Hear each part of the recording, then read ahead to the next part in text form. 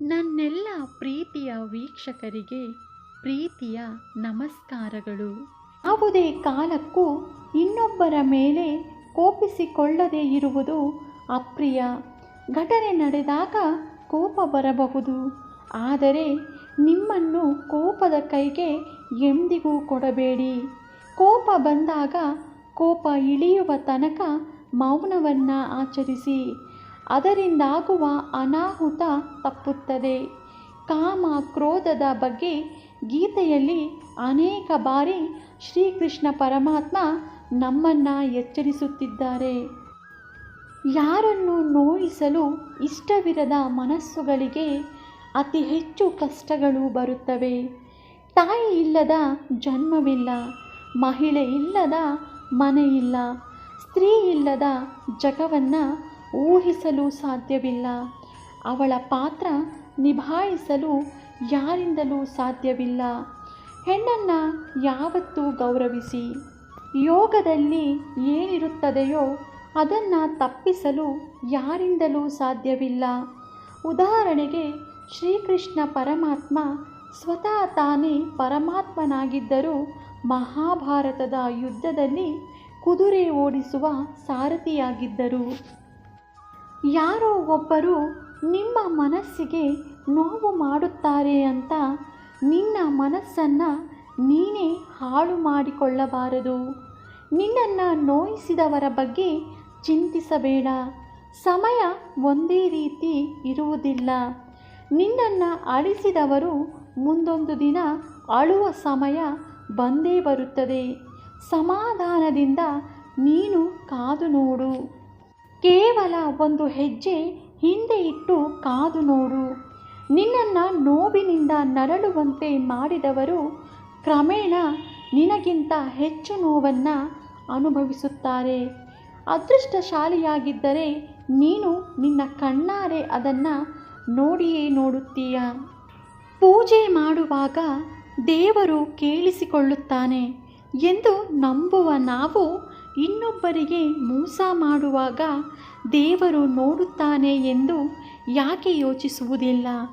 ನಿಮಗೆ ಮೋಸ ಮಾಡಿದವರಿಗೆ ಆ ದೇವರು ಖಂಡಿತವಾಗಿಯೂ ಬುದ್ಧಿ ಕಲಿಸುತ್ತಾನೆ. ನಿಮಗೆ ಕಾಯುವ ತಾಳ್ಮೆ ಇರಬೇಕು ಅಷ್ಟೇ. ಒಳ್ಳೆಯದು ಸೋತಿರಬಹುದು, ಸಾಯುವುದಿಲ್ಲ. ಕೆಟ್ಟದ್ದು ಗೆದ್ದಿರಬಹುದು, ಉಳಿಯುವುದಿಲ್ಲ.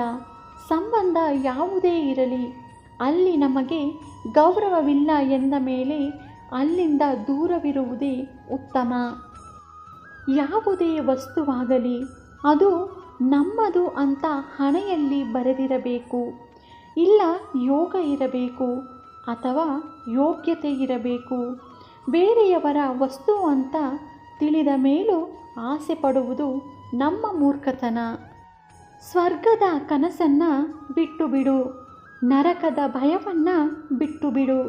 ಯಾರಿಗೆ ಗೊತ್ತು ಯಾವುದು ಪಾಪ ಯಾವುದು ಪುಣ್ಯವೆಂದು? ಆದರೆ ಇಷ್ಟನ್ನೇ ನೆನಪಿಟ್ಟುಕೋ, ಯಾರ ಮನಸ್ಸನ್ನು ನೋಯಿಸಬಾರದು ಎಂದು. ಸಮಸ್ಯೆಯ ಬಗ್ಗೆ ಚಿಂತಿಸುತ್ತಾ ಕುಳಿತರೆ ಸಮಸ್ಯೆ ಹೇಗೆ ತಾನೇ ಬಗೆಹರಿಯುತ್ತದೆ? ಚಿಂತೆ ಮಾಡುವುದರಿಂದ ಸಮಯ ವ್ಯರ್ಥವಾಗುವುದಲ್ಲದೆ ನೆಮ್ಮದಿಯೂ ಕೂಡ ಕೆಡುತ್ತದೆ. ಸಮಸ್ಯೆಗೆ ಪರಿಹಾರ ಬೇಕಿದ್ದರೆ ಅದಕ್ಕಾಗಿ ಶ್ರಮಿಸಬೇಕು. ಪರಿಹಾರ ಕಂಡುಹಿಡಿಯಲು ಆಗದಿದ್ದಲ್ಲಿ ಸಮಸ್ಯೆಯನ್ನು ನಿರ್ಲಕ್ಷಿಸಿ ಅಗತ್ಯ ಕೆಲಸದಲ್ಲಿ ತಮ್ಮನ್ನು ತಾವು ತೊಡಗಿಸಿಕೊಳ್ಳಬೇಕು. ಟೀಕೆಗಳು ನಮಗೆ ಖುಷಿ ಕೊಡಬೇಕು, ಏಕೆಂದರೆ ಹೆಚ್ಚಿನ ಸಮಯದಲ್ಲಿ ಏನಾದರೂ ಸಾಧಿಸಬೇಕೆಂಬ ಛಲ ಹುಟ್ಟುವುದೇ ಅನೇಕರು ನಮ್ಮ ಬಗ್ಗೆ ಮಾಡುವ ಟೀಕೆಗಳಿಂದ. ಕಿರಿಯರಿದ್ದಾಗ ಹಿರಿಯರನ್ನು ಗೌರವಿಸಿ, ಸಬಲರಿದ್ದಾಗ ದುರ್ಬಲರಿಗೆ ಸಹಾಯ ಮಾಡಿ. ಏಕೆಂದರೆ ಬದುಕಿನಲ್ಲಿ ನೀವು ಒಂದು ದಿನ ಹಿರಿಯರಾಗುತ್ತೀರಿ ಮತ್ತು ದುರ್ಬಲರಾಗುತ್ತೀರಿ. ಯಾರದೋ ನಗುವಿಗೆ ಬೀಳುತ್ತೀವಿ, ಇನ್ಯಾರದೋ ಕಣ್ಣೀರಿಗೆ ಕರಗುತ್ತೀವಿ, ಮತ್ಯಾರನ್ನೋ ಗೊತ್ತಿಲ್ಲದೆ ಪ್ರೀತಿಸುತ್ತೀವಿ, ಹೇಳುವುದಕ್ಕೆ ಆಗದೆ ಒದ್ದಾಡುತ್ತೀವಿ. ಪ್ರೀತಿ ಸಿಗದೇ ಇದ್ದಾಗ ಅದೇ ನೋವಿನಲ್ಲಿ ಬಾಳುತ್ತೀವಿ. ಪ್ರೀತಿ ಬಂದಾಗ ಮನಸ್ಸು ಬಿಚ್ಚಿ ಹೇಳಿಕೊಳ್ಳಿ. ಸಿಗಲಿಲ್ಲ ಅಂದರೆ ಬಿಟ್ಟು ಬಿಡಿ. ಸಿಕ್ಕಾಗ ಸಾಯುವವರೆಗೂ ಕಣ್ಣಲ್ಲಿ ಕಣ್ಣಿಟ್ಟು ಕಾಪಾಡಿಕೊಳ್ಳಿ. ಎಡಬಿಡದೆ ಒಳ್ಳೆಯದನ್ನು ಮಾಡುತ್ತಾ ಇರಿ. ಒಳ್ಳೆಯದನ್ನೇ ಆಲೋಚಿಸುತ್ತಾ ಹೋಗಿ. ನಮ್ಮ ಕೀಳು ಸ್ವಭಾವವನ್ನು ಅಡಗಿಸಿಕೊಳ್ಳುವುದಕ್ಕೆ ಇದೊಂದೇ ದಾರಿ.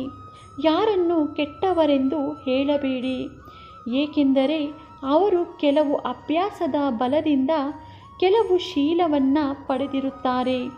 ಈ ಶೀಲವನ್ನು ನಾವು ಬೇರೆ ಅಭ್ಯಾಸದ ಉತ್ತಮ ಬಲದಿಂದ ತಿದ್ದಬಹುದು. ಶೀಲವೆಂದರೆ ಪುನರಾವರ್ತಿಸಿದ ಅಭ್ಯಾಸ. ಪ್ರತಿಯೊಬ್ಬ ಮಾನವರಿಗೂ ಅವನದ್ದೇ ಆದ ದುಃಖ ಸಂಕಟಗಳು ಇದ್ದೇ ಇರುತ್ತವೆ. ನೀವು ದುಃಖಿಯಾದ ಪಕ್ಷದಲ್ಲಿ ದುಃಖವನ್ನು ಹೋಗಲಾಡಿಸಿ ಸಂತೋಷವಾಗಿ ಇರಲು ಪ್ರಯತ್ನಿಸಿ. ನೀವು ಮಲಗಿದ್ದ ಹಾಸಿಗೆ ನಿಮ್ಮನ್ನು ಅಸಹ್ಯ ಪಡುವ ಮುನ್ನ ಆಲಸ್ಯವನ್ನು ಬಿಟ್ಟು ಬಿಡಿ. ನಿಮ್ಮ ಕನ್ನಡಿ ನಿಮ್ಮನ್ನು ಪ್ರಶ್ನಿಸುವ ಮುನ್ನ ಉತ್ತರವನ್ನು ಹುಡುಕಿಕೊಳ್ಳಿ. ನಿಮ್ಮ ನೆರಳು ನಿಮ್ಮನ್ನು ಬಿಡುವ ಮುನ್ನ ಬೆಳಕಿಗೆ ಬನ್ನಿ. ಈ ವಿಡಿಯೋ ನೋಡಿದ್ದಕ್ಕಾಗಿ ಧನ್ಯವಾದಗಳು. ಈ ವಿಡಿಯೋ ನಿಮಗೆ ಇಷ್ಟ ಆಗಿದ್ದರೆ ದಯವಿಟ್ಟು ನನ್ನ ಚಾನಲ್ನ ಸಬ್ಸ್ಕ್ರೈಬ್ ಮಾಡ್ಕೊಳ್ಳಿ, ಶೇರ್ ಮಾಡಿ, ಲೈಕ್ ಮಾಡಿ ಮತ್ತು ಕಮೆಂಟ್ ಮಾಡಿ. ಮತ್ತೆ ಇದೇ ರೀತಿಯ ಸ್ಫೂರ್ತಿದಾಯಕ ವಿಡಿಯೋಗಳೊಂದಿಗೆ ಭೇಟಿಯಾಗೋಣ. ಧನ್ಯವಾದಗಳು ಸ್ನೇಹಿತರೆ.